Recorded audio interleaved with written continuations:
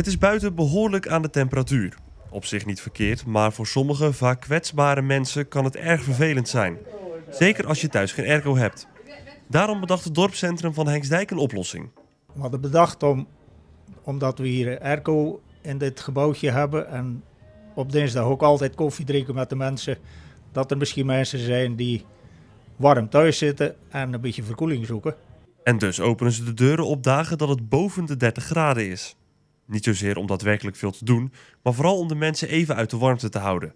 Ze maken een praatje, drinken wat en kunnen zelfs thuis opgehaald en teruggebracht worden. Alleen hopen ze nog wat meer mensen aan te spreken met het initiatief. Ja, dat is het eigenlijk. Het is eigenlijk jammer dat het animo een beetje achterblijft bij de verwachting. Want eigenlijk de mensen die komen standaard dinsdag al koffie drinken. En veel extra mensen komen er nog niet. De aanhouder wint, zullen we maar denken. Dus misschien dat er toch nog mensen komen.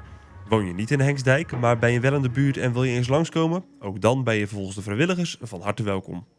Nou, gewoon koffie drinken en een beetje praten over alles wat goed en wat dat fout gaat in de wereld. En in Henksdijk Wel het hoofd koel houden dan, hè? hoofd koel houden en veel drinken.